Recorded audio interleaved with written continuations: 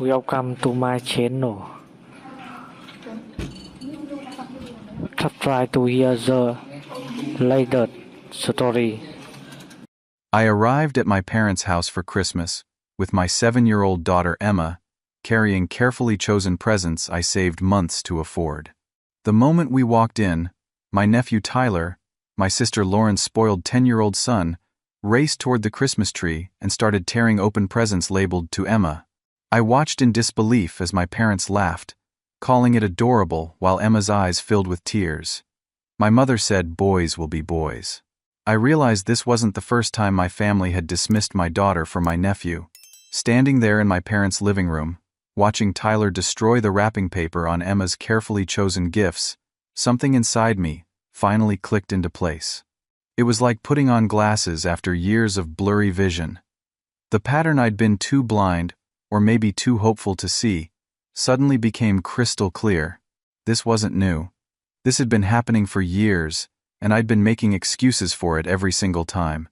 My mind raced back through every family gathering, every holiday, every birthday party, and the evidence had been there all along. I just hadn't wanted to see it.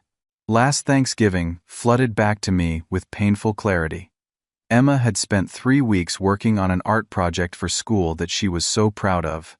It was a turkey made from her handprint, decorated with sequins and feathers, with a poem she'd written herself about being thankful for her family. She'd brought it specifically to show Grandma, because Patricia, my mother, always claimed to love children's artwork. But when we arrived, Tyler had grabbed it from Emma's hands, claiming he wanted to see it. Within minutes, he'd accidentally torn it in half, while playing too rough. What did my parents do? They laughed. My father Bob actually chuckled and said Tyler was just curious about how things were made.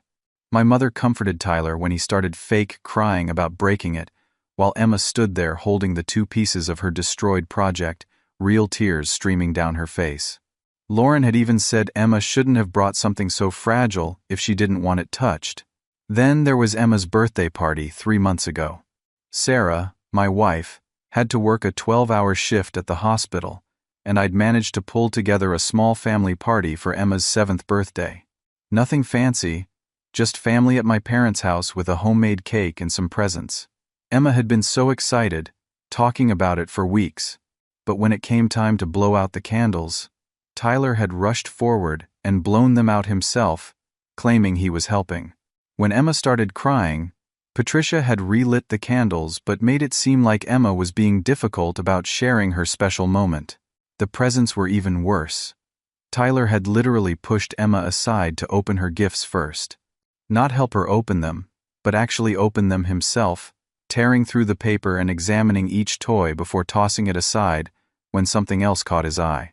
Lauren had filmed the whole thing on her phone, cooing about how excited Tyler was, and how sweet it was that he wanted to help his cousin. Meanwhile, Emma sat on the floor, trying to collect her open presents while everyone focused on Tyler's antics. Sarah had tried to warn me about this pattern for 2 years now. After every family gathering, she'd point out how differently our daughter was treated compared to Tyler. She'd noticed how my parents would light up when Tyler walked into a room, but barely acknowledge Emma's arrival. She documented how they'd cancel plans with us if Lauren needed babysitting, but never offered to watch Emma when we needed help. The financial favoritism was perhaps the most blatant. My parents had funded Tyler's hockey league fees, which ran about $3,000 per season. They'd bought him a new gaming system for his birthday, complete with 5 games and extra controllers, easily another $800. They'd paid for his private tutoring when he struggled in math, at $60 per hour twice a week.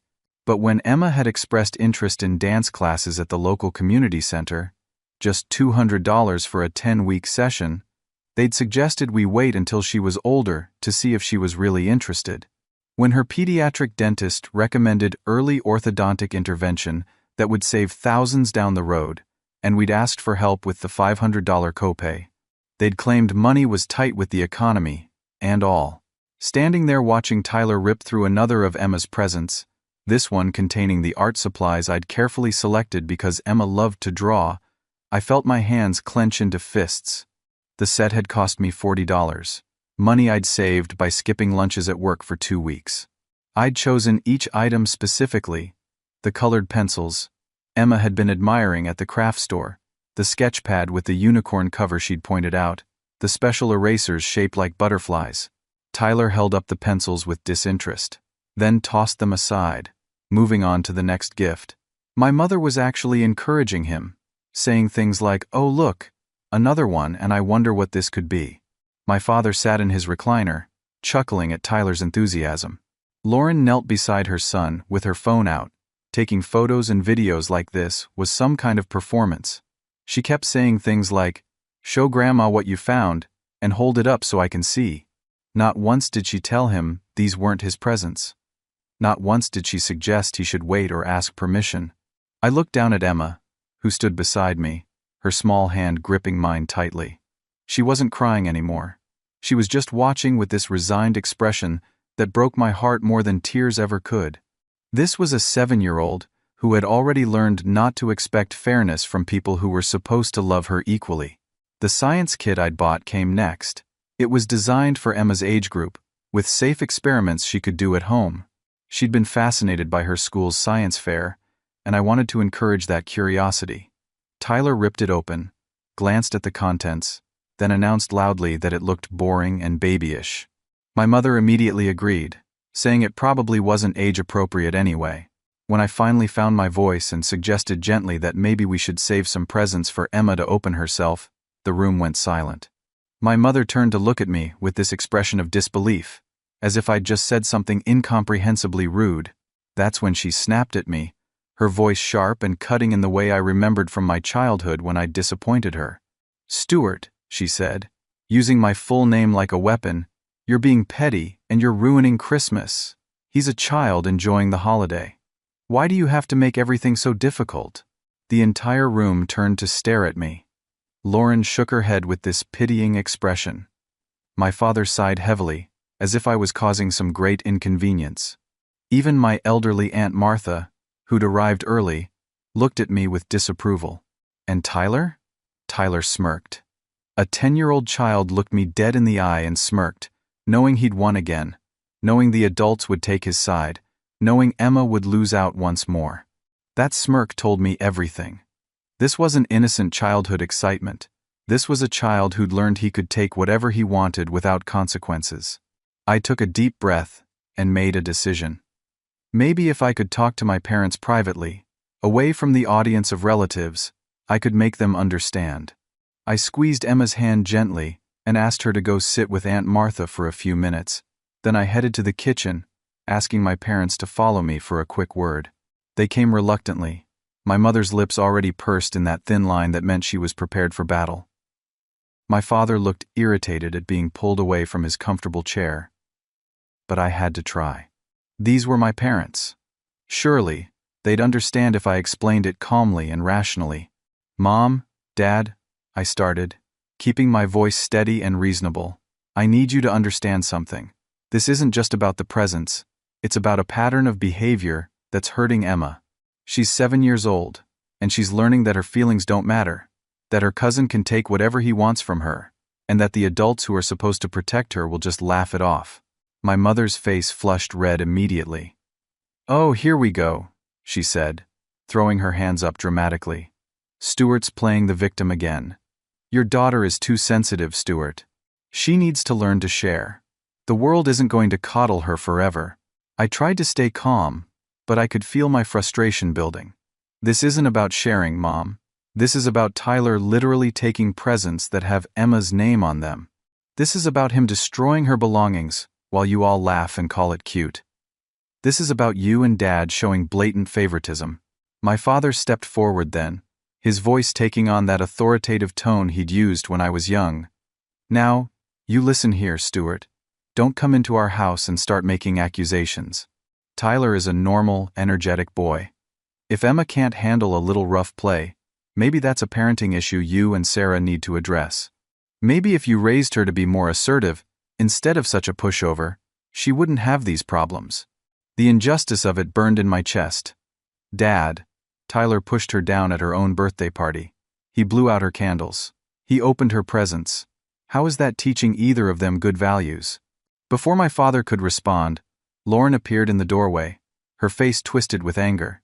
She'd obviously been listening, and now she stormed into the kitchen like an avenging angel protecting her young.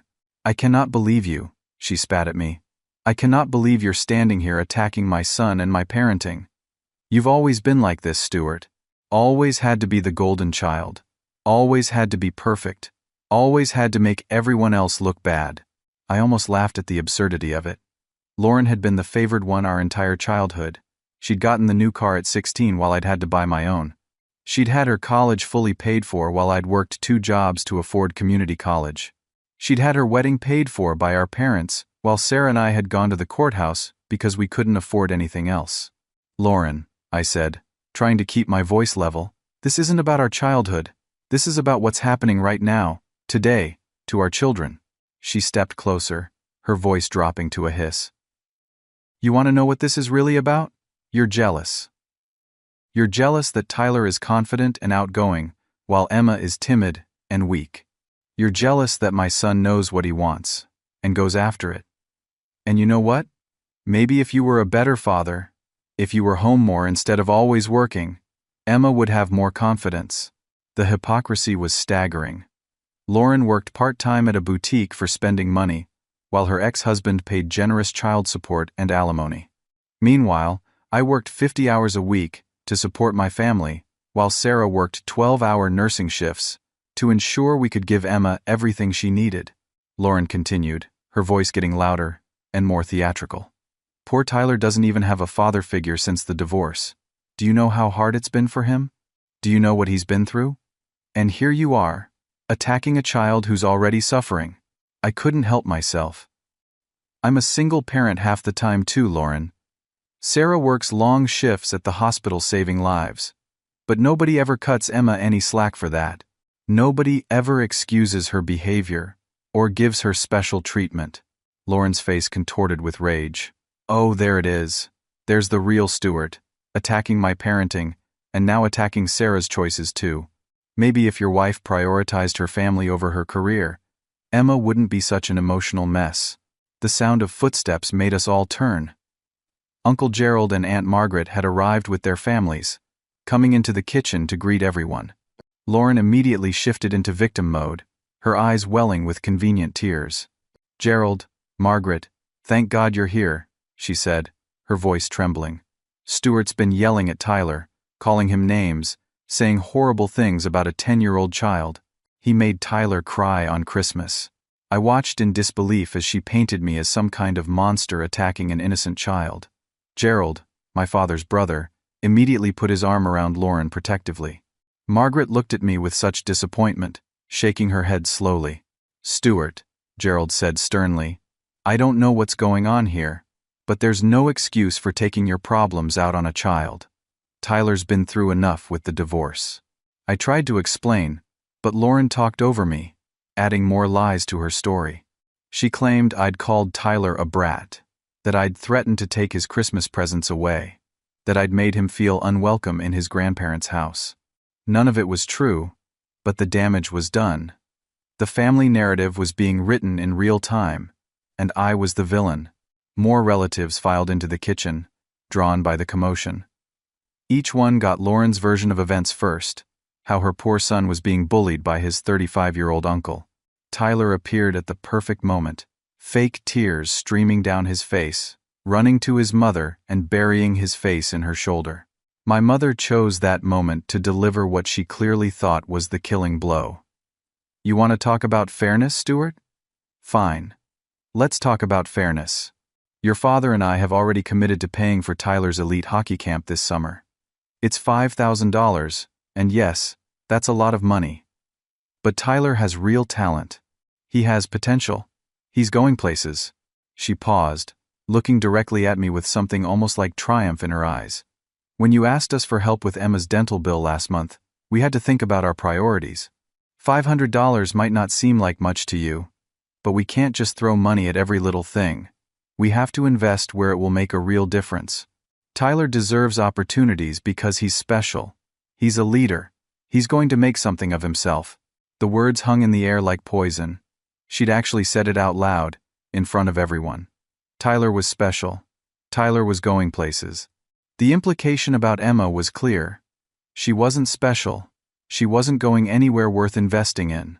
I looked around the kitchen at my extended family, all of them staring at me with varying degrees of disapproval and pity. Not one of them seemed to think there was anything wrong with what my mother had just said. Not one of them spoke up for Emma, or even suggested that maybe, just maybe, both grandchildren deserved equal treatment. From the living room, I could hear Emma's small voice, asking if she could open just one present, please, just one with her name on it. I heard Tyler's loud response that he wasn't done yet, followed by my relative's laughter. That's when I knew. This wasn't a misunderstanding. This wasn't something that could be fixed with a conversation. This was deliberate, systematic favoritism, and everyone in this room was complicit in it. I walked back into the living room feeling like I was in some kind of nightmare. Emma was sitting on the floor near the Christmas tree, trying to carefully refold the wrapping paper Tyler had torn off her presents. Such a small gesture, but it broke my heart. She was trying to salvage something, anything, from this disaster of a Christmas. I sat down beside her and pulled her into my lap, wrapping my arms around her small frame. She leaned into me, and I could feel her trembling slightly. Not crying, just trembling with the effort of holding it all in. 7 years old and already learning to suppress her feelings to avoid making scenes. That's when my cousin Daniel approached us. Daniel was Lauren's age, a quiet guy who worked as a photographer and generally stayed out of family drama. He crouched down beside us, speaking quietly enough that only I could hear. "Stuart, can I talk to you for a minute? There's something you need to know." I looked at him, seeing genuine concern in his eyes. This was unusual for Daniel, who typically avoided confrontation like the plague. I asked Emma to go get herself some juice from the kitchen, watching her walk away before turning back to Daniel. He pulled out his phone, glancing around to make sure no one else was watching. "Stuart, this isn't new. This happens at every single family gathering you don't attend. When your family visits without you, when you have to work, when Sarah can't make it, it's actually worse." My stomach dropped. "What do you mean, worse?" Daniel started scrolling through his phone, pulling up videos. "I've been documenting this for a while, trying to figure out if I should say something. Look, this is from Emma's birthday party, the part you missed when you had to go back to work for that emergency." He pressed play on a video, and what I saw made my blood run cold. In the footage, Tyler wasn't just opening Emma's presents, he was deliberately destroying them. He had Emma's new dollhouse, a gift from Sarah's parents that I knew cost over $100, and he was systematically breaking it apart, claiming he wanted to see how it was made. My parents stood right there, watching, and my mother actually said, "Isn't he clever? Always wanting to understand how things work?" In the background of the video, I could see Emma crying. Really crying. Not the silent tears from today, but full sobbing. Sarah's sister Rachel was trying to comfort her, but my parents? They were focused entirely on Tyler, with my father actually going to get him tools to help take the dollhouse apart more efficiently. And then, when Tyler got frustrated because a piece wouldn't come apart easily and started having a tantrum, my mother took him for ice cream to calm down, leaving Emma there with her destroyed birthday present. Daniel swiped to another video. This one was from last Easter. The family had organized an egg hunt for the younger kids, with special golden eggs that contained $5 bills. There were 6 golden eggs hidden, one for each child under 12. In the video, I watched my father actually walking with Tyler, pointing out where the golden eggs were hidden, helping him collect not just one but all 6. The other children, including Emma, ended up with only the regular eggs with candy. When one of the younger cousins complained, Patricia said Tyler was just faster, and the other kids needed to try harder next year. "There's more," Daniel said quietly, swiping through file after file. Thanksgiving, when Tyler took Emma's seat at the kids' table, and they made her sit with the adults, even though she wanted to be with her cousins. 4th of July, when Tyler pushed Emma into the pool fully clothed, and they laughed about boys being boys while Emma had to spend the rest of the party in wet clothes because nobody thought to bring her a change. Your mom's birthday dinner, when Tyler ate Emma's special dessert that Sarah had made specifically for her because Emma's allergic to the regular cake, and Patricia said Emma was being selfish not to share. Each video, each photo, each piece of evidence felt like another knife in my gut. But Daniel wasn't done. He pulled up Facebook on his phone, navigating to my mother's profile. "Look at this, Stuart. Really look at it." I scrolled through my mother's Facebook page, something I rarely did because social media exhausted me. Her profile was full of photos of Tyler at hockey practice, Tyler's school photos, Tyler's artwork on her refrigerator. Tyler. I had to scroll through dozens of posts before I found a single mention of Emma, and it was a group family photo where Emma was barely visible in the background. Then Daniel showed me something else. A private Facebook group my mother ran for her church friends. Daniel's wife was in it and had shown him screenshots. In that group, my mother regularly posted about her amazing grandson Tyler, his accomplishments, his potential. The few times Emma was mentioned, it was in the context of prayer requests for her to overcome her shyness or for wisdom for her parents in dealing with her sensitivity. My phone buzzed with texts from Sarah. She was asking how things were going, if Emma was having fun. I couldn't bring myself to respond yet. What would I even say? Aunt Margaret approached us then, having apparently overheard some of our quiet conversation. She sat down heavily in a nearby chair, looking troubled.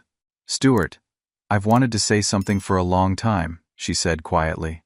"At last year's Easter egg hunt, when Bob helped Tyler find all those golden eggs, I told Patricia it wasn't fair to the other children. Do you know what she said to me? She said Tyler deserved extra because he didn't have a father at home, and that Emma had 2 parents, so she already had more than her share of advantages. My cousin Jennifer, Margaret's daughter, had joined us by then." She nodded, adding her own story. "Remember the family reunion last summer? Grandma Patricia gave Tyler a special gift, that expensive remote control car, in front of everyone. When Emma asked if she had a special gift too, Grandma said her gift was having parents who could buy her things. I'll never forget the look on Emma's face. The more they talked, the more stories came out. It was like a dam had broken. Years of witnessed slights and favoritism poured out from family members who'd been too polite or too conflict avoidant to speak up before. Each story added another piece to a picture of systematic emotional neglect. My phone buzzed again. This time, it was a text from Sarah with a simple question. "Is everything okay? You haven't responded." I looked over at Emma, who had returned from the kitchen and was sitting alone on the couch, holding her juice with both hands, watching Tyler continue to play with her opened presents. She looked so small, so defeated. I stood up and walked over to her. "Hey, sweetheart, how about we head home? We can have our own Christmas celebration, just the 3 of us when Mommy gets home from work." Her face lit up slightly, the first genuine expression of hope I'd seen from her all day. "Really? We can go home?" But before I could answer, my mother appeared, her voice sharp and commanding. "Absolutely not. You are not leaving in the middle of Christmas dinner. You're being overdramatic, and you're teaching Emma to run away from family situations instead of dealing with them like adults." I stood up, lifting Emma into my arms. "We're leaving, Mom. This isn't healthy for Emma." Patricia's face turned an alarming shade of red. "You're ruining Christmas. You're destroying this family with your selfishness. All because you can't stand to see another child be happy." The entire family was watching now. Tyler, sensing the drama, ran over to where we were standing. He was holding something, and when I looked closer, I realized with horror what it was. Emma's special comfort toy. A small stuffed rabbit that had belonged to Sarah's mother before she passed away from cancer 2 years ago. It was irreplaceable, the last gift from her grandmother, and Emma slept with it every single night. "This is mine now," Tyler announced loudly. "I like it, so it's mine." Emma immediately reached for it. "No, Tyler, please. That's my special bunny. Grandma Ellen gave it to me. Please give it back." Tyler held it high above his head, taunting her. "No, it's mine. Finders keepers." Emma struggled to get down from my arms, trying to reach her beloved rabbit. Tyler, seeing her coming, did something that shocked even me in my already stunned state. He pushed her, hard, with both hands. Emma, caught off balance, fell backward, her head hitting the corner of the coffee table with a sickening crack. For a moment, the room was silent. Then, Emma's scream pierced the air, and I saw blood. Blood on the coffee table, blood in Emma's hair, blood on the carpet. I dropped to my knees beside her, my first aid training kicking in as I applied pressure to the wound with tissues someone handed me. And in that moment of crisis, what did my family do? Lauren rushed to Tyler, pulling him into her arms because Emma's crying was scaring him. My mother went to Tyler too, telling him it wasn't his fault, that Emma shouldn't have tried to grab things. My father stood there saying Emma needed to be more careful, that children got hurt when they weren't watching where they were going. Not one of them came to help Emma. Not one of them showed concern for the bleeding 7-year-old. They were all focused on making sure Tyler didn't feel bad about what he'd done. I scooped Emma up in my arms, her blood already soaking through my shirt, and headed for the door. My mother tried to block my path, insisting Emma was fine and I was overreacting, but I pushed past her. Nothing mattered now, except getting my daughter medical attention. The drive to the emergency room was the longest 15 minutes of my life. Emma was conscious, but crying, holding a towel to her head that was rapidly turning red. I called Sarah from the car, putting her on speaker so she could talk to Emma while I drove. "Daddy's taking you to the hospital, sweetheart." Sarah's voice was calm despite what I knew must be her internal panic. "I'm leaving work right now. I'll be there soon." "You're being so brave." At the ER, they took us back quickly when they saw the head wound. The triage nurse asked what happened, and I told her the truth. Emma was pushed by another child and hit her head on a coffee table.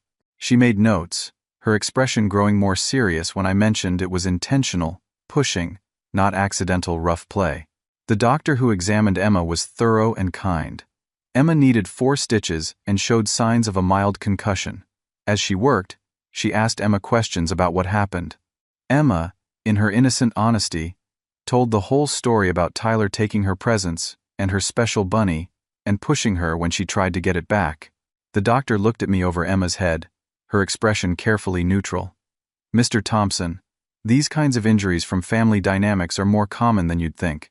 Has this kind of thing happened before?" I found myself telling her everything. The pattern of favoritism, the previous incidents, the emotional neglect.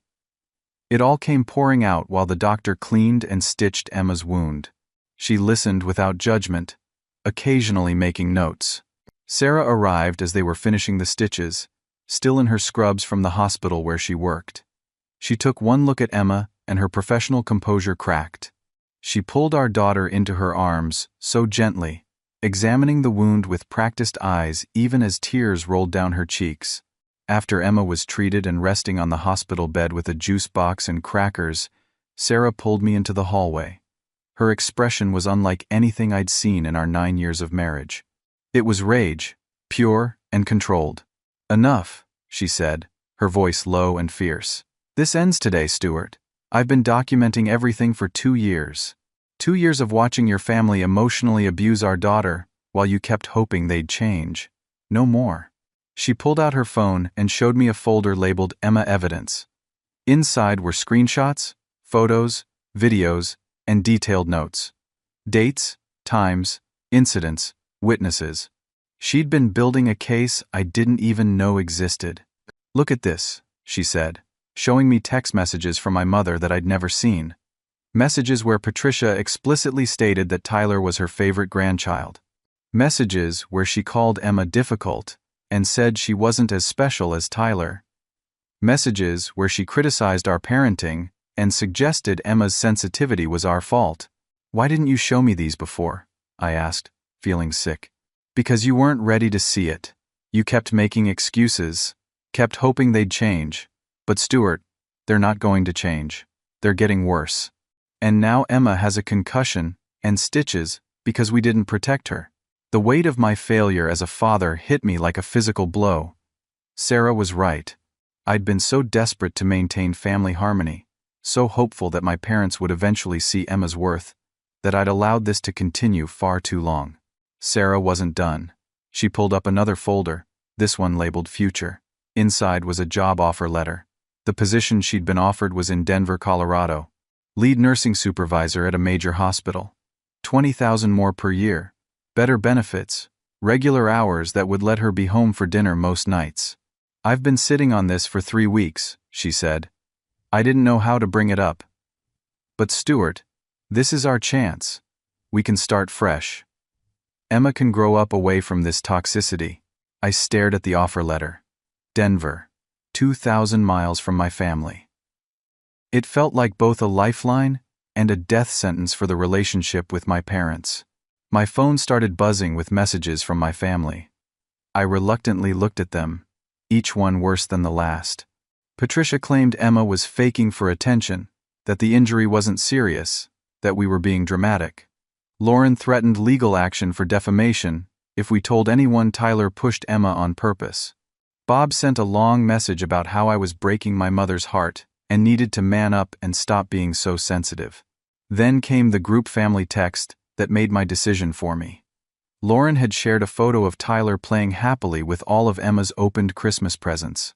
The caption read, "Thanks Uncle Stuart for the great gifts. Tyler loves them. Best Christmas ever." The callousness of it, posting that while Emma was in the emergency room, broke something in me. I showed Sarah the message, and she actually laughed, but it wasn't a happy sound. "They're actually taunting us," she said. "They hurt our child, and they're taunting us about it." I sat down in a waiting room chair, feeling the weight of everything crash down on me. Sarah sat beside me, taking my hand. "There's something else," she said quietly. "Something I haven't told you yet. I'm pregnant. 8 weeks. I found out last week, and I was waiting for Christmas to surprise you, but now, my heart stopped. Pregnant. We'd been trying for over a year, had started to think it might not happen. And now, in the middle of this nightmare, here was a miracle. I can't raise another child around them, Stuart," Sarah continued. "I won't watch them do to our new baby what they've done to Emma. Either they choose Tyler and destroy both our children's self-worth, or they pick the new baby as the golden child and make Emma feel even more rejected. There's no winning here." She was right.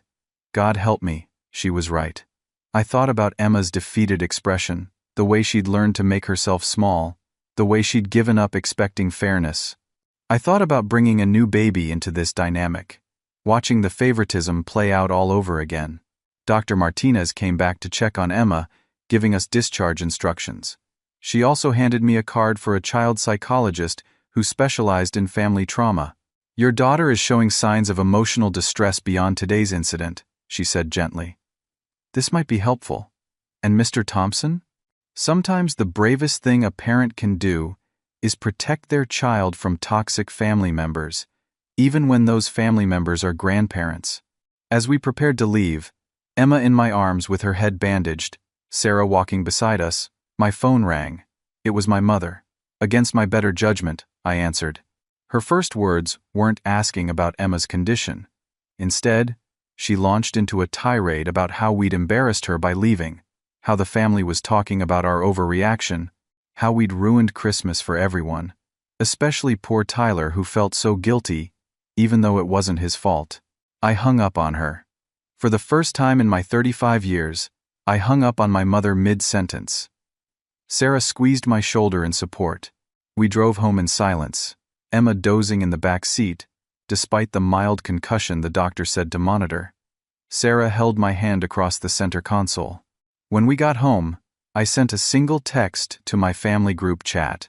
"Emma has a concussion and 4 stitches. We will be taking time to focus on her recovery and our family. Please do not contact us until we reach out to you." Then I turned off my phone. Sarah did the same. For the first time in years, we were unreachable to my family. It felt terrifying and liberating at the same time.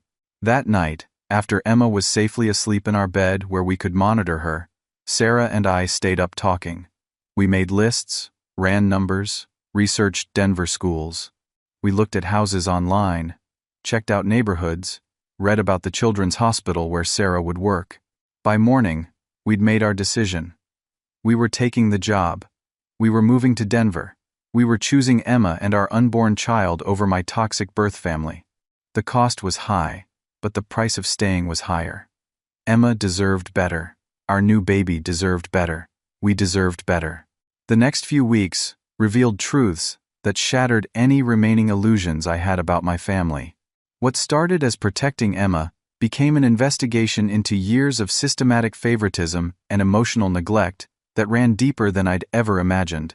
It began when I called Emma's teacher, Mrs. Anderson, to explain that Emma would miss a few days of school due to her injury. Mrs. Anderson's response stopped me cold. "Oh, thank God you called, Mr. Thompson. I've been wanting to discuss Emma's emotional well-being with you. She's been having anxiety attacks at school, particularly on Mondays after weekend family visits. She's asked me several times if it's her fault that her grandparents don't love her as much as her cousin." My heart shattered. Emma had been suffering at school, carrying this burden alone, and I hadn't known. Mrs. Anderson continued, telling me about drawings Emma had made during free time. Pictures of family gatherings, where she drew herself tiny in the corner, while Tyler dominated the center. Stories she'd written about a little girl whose cousin was a prince while she was invisible. "I've documented everything," Mrs. Anderson said. "The school counselor, Miss Rodriguez, has been seeing Emma during lunch periods. She didn't want to worry you, so she asked us not to tell you. But given what's happened, you need to know." My next call was to Miss Rodriguez. She was careful with her words, bound by confidentiality, but what she could share was devastating. Emma exhibited classic signs of being the scapegoat in a golden child dynamic. She'd internalized the message that she was less valuable, less worthy of love. She'd started believing that if she could just be better, quieter, smaller, maybe she'd earn equal treatment. In one session, Miss Rodriguez shared, "With your permission, Emma told me she practices being invisible. She said, if she's invisible enough, nobody gets mad, and Tyler gets all the attention he needs." A 7-year-old shouldn't even know how to articulate that kind of emotional survival strategy. I started reaching out to family members individually, the ones who'd seemed sympathetic at Christmas. The stories poured out like water through a broken dam. My cousin Rachel called me back first. "Stuart, I've watched this for years. Last Thanksgiving when you couldn't make it, Patricia literally took a gift Emma had brought for her and re-gifted it to Tyler in front of everyone. She said Tyler would appreciate it more." Emma cried, and Patricia told her she was being a baby. Uncle Martin, my father's older brother, was even more direct. "Your parents changed their will recently, Stuart," Bob told me at golf. "Tyler's getting a significantly larger inheritance because," and I quote, "boys need more financial support to establish themselves in the world. Emma's portion is less than half of Tyler's." The evidence kept mounting. My cousin Jennifer revealed that my parents had a college fund for Tyler with over $15,000 already saved. When she'd asked about Emma's fund, Patricia had said they assumed we'd handle Emma's education since we both worked. Sarah's investigation was even more thorough. She'd reached out to Tyler's school through a friend who worked there. Tyler had been suspended 3 times for bullying younger children. He'd been in mandatory counseling for aggressive behavior. Lauren had hidden all of this from the family, presenting Tyler as a victim rather than addressing his issues. Tyler's father, Brandon, who Lauren painted as an absent deadbeat, actually had joint custody and had been documenting concerns about Tyler's behavior. Sarah managed to speak with him, and he revealed that he'd been trying to get Tyler into therapy, but Lauren refused, saying there was nothing wrong with her son. He'd even offered to pay for it entirely, but Lauren threatened to take him back to court if he suggested again that Tyler needed help. The most shocking revelation came from an unexpected source.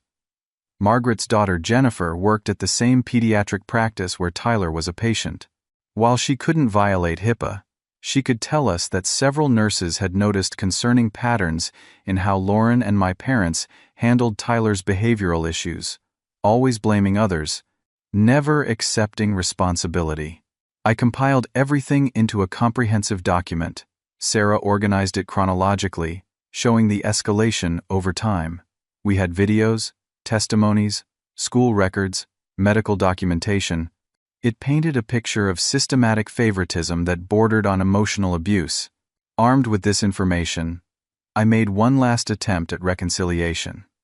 I sent my parents a detailed email outlining everything we'd discovered, the harm it was causing Emma, and a request for family therapy. I offered to pay for it entirely. I suggested multiple therapists, various time slots, even online sessions if in person was too difficult. My mother's response came within an hour. It was so cruel that Sarah actually gasped when she read it. "Stuart, I'm deeply concerned about your mental stability. You've clearly been influenced by Sarah's jealousy and paranoia. The fact that you would compile such a twisted version of events shows how delusional you've become. Emma is a troubled child, and instead of addressing her issues, you're blaming everyone else. Perhaps if you and Sarah were better parents, Emma wouldn't be so difficult. Tyler is thriving because Lauren knows how to raise a confident child. I've consulted with my attorney about grandparents' rights. It's clear Emma needs stable influences in her life, and if you continue this path of alienation, we'll have no choice but to pursue legal action. You're sick, Stuart, and you're making Emma sick too." She'd CC'd the entire family on the email. The responses were mixed. Some relatives defended her, saying, "I was overreacting." Others stayed silent. But a few, including Martin and Rachel, replied all with their support for us and confirmation of what they'd witnessed. Lauren's response was even worse. She accused us of trying to destroy Tyler's self-esteem out of jealousy. She claimed Emma had always been manipulative and was now manipulating us into feeling sorry for her. She threatened to sue us for defamation and emotional distress caused to Tyler. But the most telling response came from my father. He didn't defend or deny anything. He simply wrote, "Stuart, sometimes in life, we have to accept that not everyone is destined for greatness. Tyler has potential. Emma is a sweet girl, but she's ordinary. We're investing where it will make a difference. That's not favoritism, it's practicality." There it was in writing. Emma was ordinary, not worth investing in, not destined for anything special. My own father had written off his 7-year-old granddaughter as unworthy of equal treatment. Sarah printed that email and hung it on our refrigerator. "Whenever you start doubting our decision to move," she said, "read this. Remember that they think our brilliant, creative, kind daughter is ordinary and unworthy." The investigation revealed one more crucial detail. My parents had been telling extended family and their church community a completely different story. According to them, Sarah was controlling and keeping me from my family. Emma was troubled and possibly learning disabled. They were the victims, trying desperately to maintain a relationship with their son and granddaughter despite Sarah's interference. They'd been laying groundwork for months, maybe years, to paint us as the problem. If we ever spoke up about the favoritism, they'd already established a narrative that we were unstable, and Sarah was manipulative. Several church members had already reached out to my parents' pastor about their concerns for our family based on my mother's prayer requests about our supposed mental health issues and marital problems. None of which were true, but the damage to our reputation in that community was done. The final piece came from Emma's medical records. The pediatrician had noted several visits for stress-related stomach aches that coincided with family gatherings. The pattern was clear. Emma's physical health was being affected by the emotional trauma of these visits. 3 weeks after Christmas, everything was in motion for our move to Denver. Sarah had accepted the position, we'd found a rental house near excellent schools, and I'd secured a transfer with my company to their Denver office. We told no one in my family, operating in complete secrecy while preparing our exit strategy. But there was one more thing to do. My mother's 65th birthday was approaching, a massive celebration she'd been planning for over a year. She'd rented the church fellowship hall, invited over 200 people, including her entire congregation, work colleagues, extended family from across the country, and various social clubs she belonged to. It was meant to be her crowning social achievement, the party where she'd cement her status as the matriarch of a perfect family. She'd been sending passive-aggressive messages through flying monkeys about how she hoped her only son wouldn't ruin her special day with his dramatics. The extended family was pressuring us to attend and make peace. Even some of Sarah's family thought we should go and be the bigger people. I confirmed we'd attend. I told my mother we'd be there, that we wanted to celebrate her milestone birthday. Her response was smug satisfaction, telling everyone that I'd finally come to my senses and apologize for my behavior at Christmas. But I was preparing something special for her birthday. Something she'd never forget.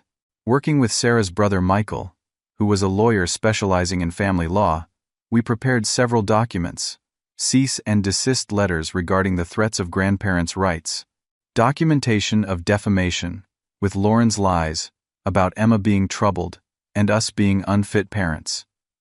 A formal no-contact order that would go into effect after the party. But that wasn't the main surprise.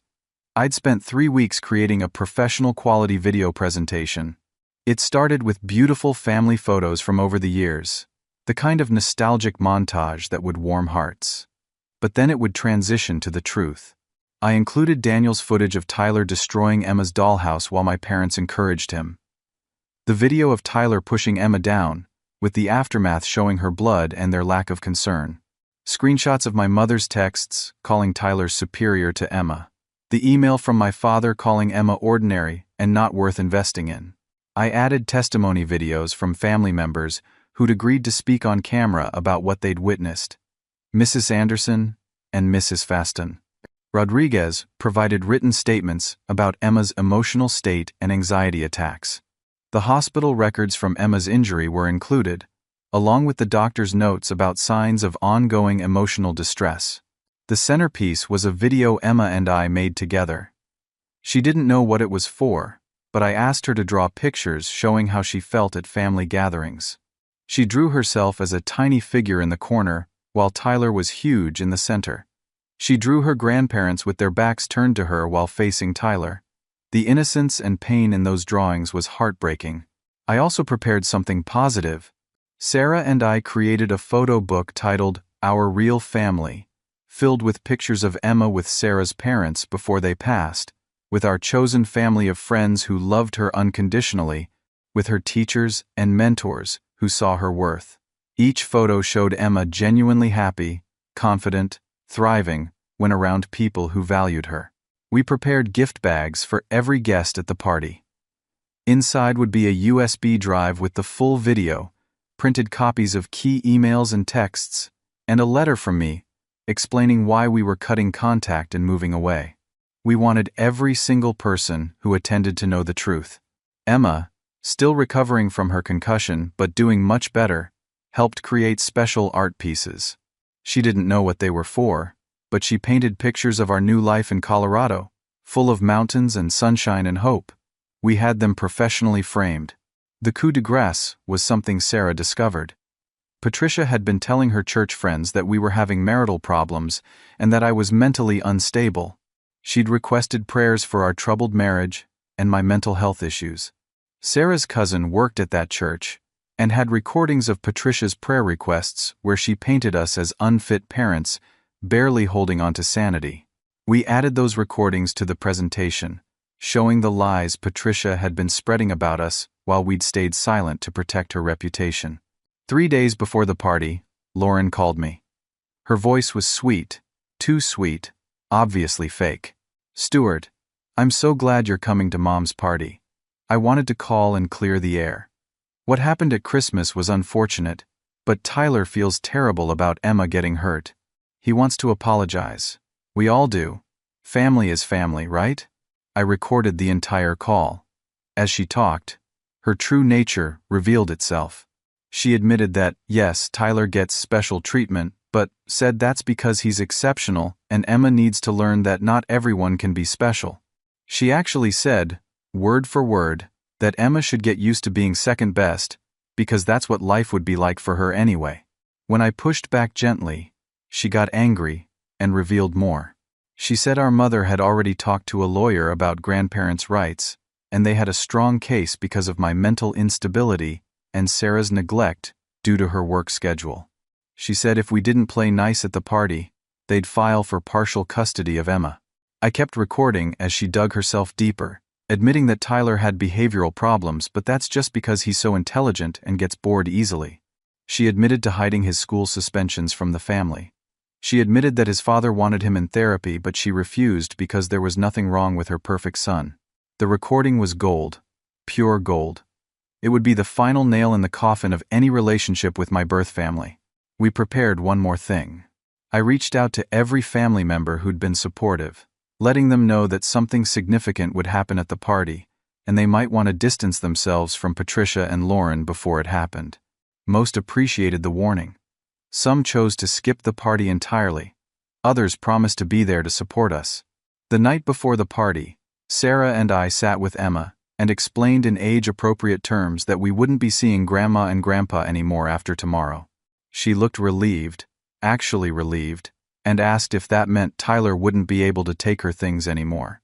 When we said yes, she smiled for the first time since Christmas. We also told her about the new baby.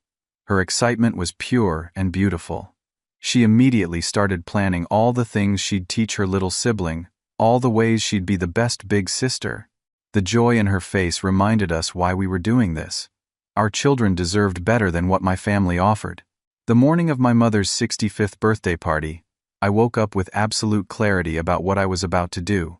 Sarah and I dressed Emma in her favorite purple dress, the one that made her feel confident. We packed the carefully prepared gift bags, the USB drives, the framed artwork, and the video presentation on multiple backup devices. The church fellowship hall was decorated lavishly when we arrived.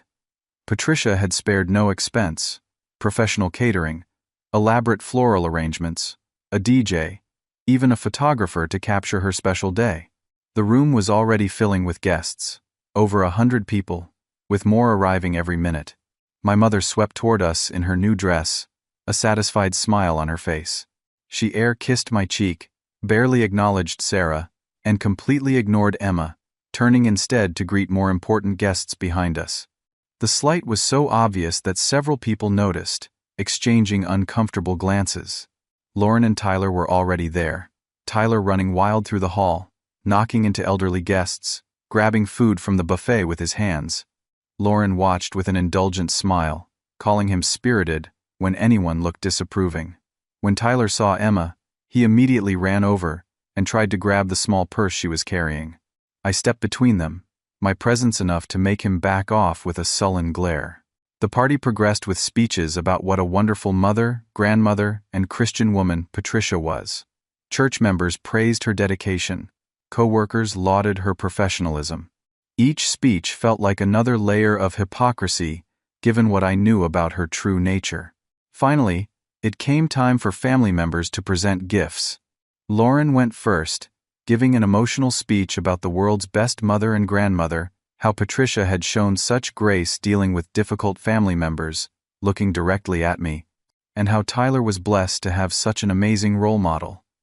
Tyler presented a handmade card that Patricia gushed over, showing it to everyone nearby, proclaiming it would go in her special memory box. Then, it was my turn. I stood up, Emma's hand in mine, Sarah beside us. The room quieted, everyone aware of the tension after Christmas. "Mom," I began, my voice steady and clear. "For your 65th birthday, I wanted to give you something truly memorable, something that reflects the reality of who you are and the family you've built. I've prepared a tribute video that I think everyone here should see." Patricia's face lit up, assuming I'd created some flattering montage. She actually called out to the crowd, telling them to pay attention to her son's special gift. The lights dimmed, and the video began playing on the large screen the church had set up.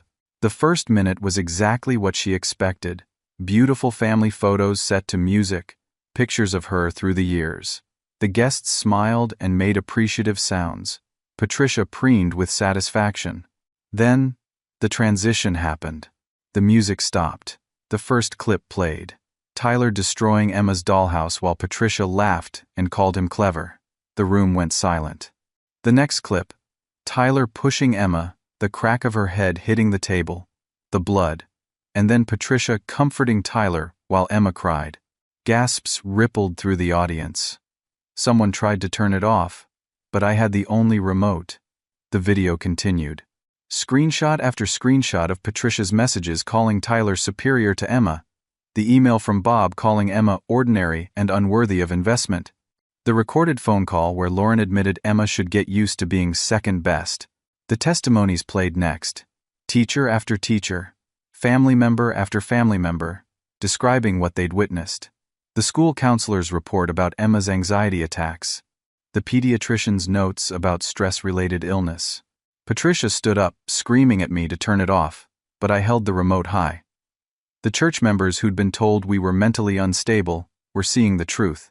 Her co-workers who'd heard about her perfect family were seeing the reality. The video reached Emma's segment. Her small voice narrated her drawings, explaining how she felt invisible at family gatherings, how she tried to be smaller so Tyler could have more room, how she wondered what she'd done wrong to make her grandparents love her less. Women in the audience were crying. Men were shaking their heads in disgust. Patricia's carefully constructed image was crumbling in real time.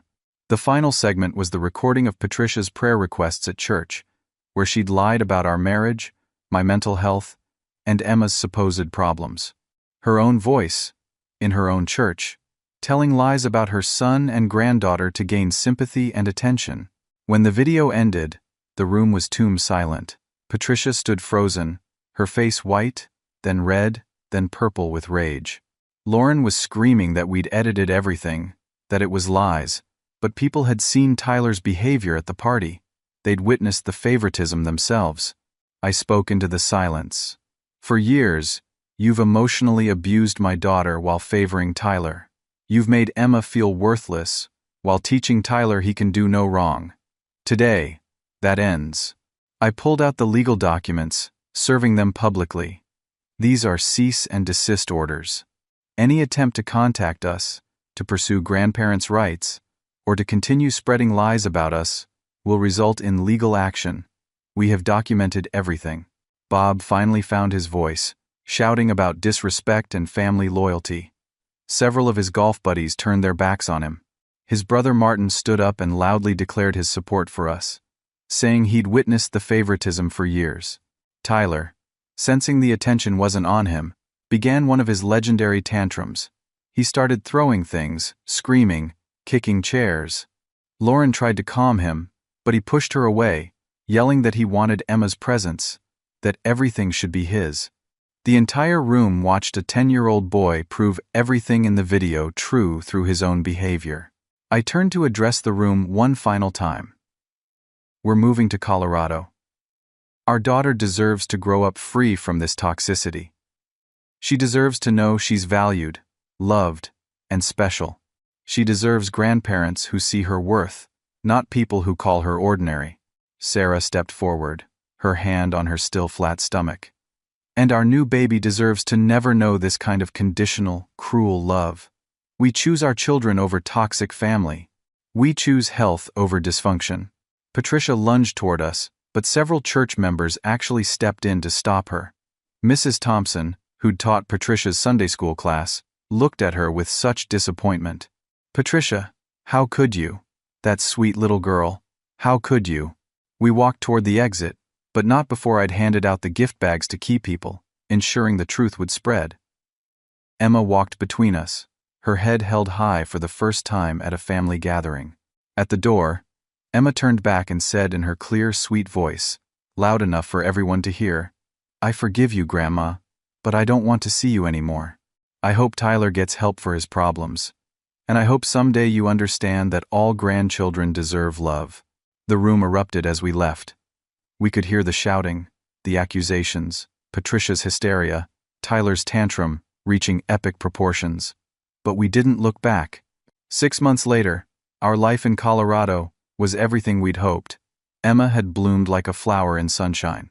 Her anxiety was gone, replaced by confidence and joy. She'd made friends easily, excelled in school, and started dance classes where she shone. Her teacher called her a natural leader, creative and kind. Sarah's pregnancy progressed beautifully. We found out we were having a boy, and Emma was over the moon about being a big sister. She spent hours planning how she'd teach him to be kind, to share, to treat everyone with respect. My new office welcomed me warmly, and I'd found my groove quickly. Sarah's position was even better than expected, with colleagues who became friends and a schedule that let her be home for dinner most nights. We received letters from my parents through their lawyer, attempts to reconcile disguised as legal threats. We returned them unopened. Lauren tried to contact us through social media, with pictures of Tyler looking sad, claiming he missed his cousin. We blocked her on everything. But we also received other messages. Cousins reached out to maintain relationships. Uncle Martin visited us in Colorado, bringing his grandchildren to play with Emma. Mrs. Anderson, Emma's former teacher, sent updates about how she'd used our story in professional development training about recognizing family dysfunction affecting students. Several people from Patricia's church contacted us with apologies for not seeing the truth sooner. Some shared their own stories of noticing Patricia's favoritism, but feeling unable to speak up. The church ultimately asked Patricia to step down from her leadership positions, citing conduct unbecoming of a Christian leader. Brandon, Tyler's father, successfully used the party video in court to gain primary custody and get Tyler into mandatory therapy. He sent us a single message thanking us for exposing what Lauren had hidden, saying Tyler finally had a chance at learning accountability. Our son was born on a beautiful September day, with Emma holding Sarah's hand during delivery, whispering encouragement to her mom. We named him James, after Sarah's father. Emma was the first to hold him after us, her face glowing with pride and love. Our chosen family surrounded us. Sarah's siblings, our Denver friends, colleagues, who'd become like family. The hospital room filled with people who loved our children unconditionally, who celebrated both of them equally, who saw their unique worth. A year after the party, I received a final communication through Uncle Martin. Patricia had written a letter taking no responsibility, but wanting to meet her grandson. Bob had apparently had a mild heart attack and wanted to reconcile before it was too late. Lauren was dealing with Tyler's escalating behavioral problems alone, begging for family support. I felt no satisfaction in their struggles, but also no obligation to sacrifice my children's well-being for people who'd shown such cruelty. I sent back a simple response through Martin. We wish you peace and healing, but our decision is final. Our children will never know the pain of being deemed ordinary or less than. They will only know unconditional love. Emma, now thriving in 3rd grade, recently had to create a family tree project. She included Sarah's parents with halos, indicating they were in heaven. She included my Uncle Martin and cousins who'd stood by us. She included our Denver chosen family. But Patricia, Bob, Lauren, and Tyler were nowhere on her tree. When her teacher asked about grandparents, Emma said simply, "I have the family who chooses to love me. That's all I need." The project hangs on our refrigerator now, a testament to the truth that family isn't about blood. It's about love, respect, and choosing each other every single day. Emma learned this lesson early, and while the teaching was painful, the result is a child who knows her worth and will never settle for less than complete acceptance. Our story isn't unique. Thousands of families deal with golden child dynamics, favoritism, and emotional abuse disguised as family loyalty. But what is unique is the decision to fight back, to expose the truth, and to choose our children over toxic relationships.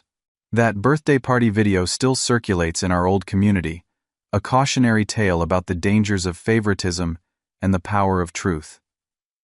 Patricia's reputation never recovered, but more importantly, Emma recovered fully, growing into a confident, compassionate child who knows she deserves love simply for being herself. The surprise we gave them wasn't just exposure of their cruelty. It was the surprise of consequences, something Tyler and my parents had never faced. It was the surprise that we valued our daughter more than their approval. It was the surprise that sometimes the scapegoat escapes, thrives, and never looks back. Recently, Emma asked me if I missed my parents. I told her the truth. I miss the parents I wish they were, but not the parents they actually were. She nodded with wisdom beyond her years and said, "That makes sense, Daddy. You chose love over blood. That's what real fathers do. And that's the greatest gift from this entire painful journey. My daughter knows she's chosen, valued, and worth fighting for. She'll never question her worth because others assign it conditionally. She knows love should never come with a price tag or comparison. She knows she's extraordinary simply by being Emma." So to everyone listening who's dealing with family favoritism, know this: you don't have to accept it. You don't have to expose your children to it. You don't have to maintain relationships that damage your child's sense of self-worth. Sometimes the most loving thing you can do is walk away, build something new, and show your children what real love looks like. Blood makes you related, but loyalty, respect, and unconditional love make you family. Choose wisely, choose your children, choose peace. The price of maintaining toxic relationships is always higher than the cost of walking away. How many of you have witnessed favoritism in families, and do you think cutting contact is sometimes the only solution? Have you ever had to choose between toxic family members and your children's well-being? Share your stories in the comments below, and let's support each other in breaking these cycles. If this story resonated with you, please like this video and subscribe to hear more stories about overcoming family dysfunction and choosing healthy love. Share this with someone who needs to hear that they're not alone, and that choosing their children over toxic family is not just okay, it's necessary. Thank you for listening, and remember, you deserve a family who sees your worth, celebrates your existence, and loves you without conditions. Never settle for less.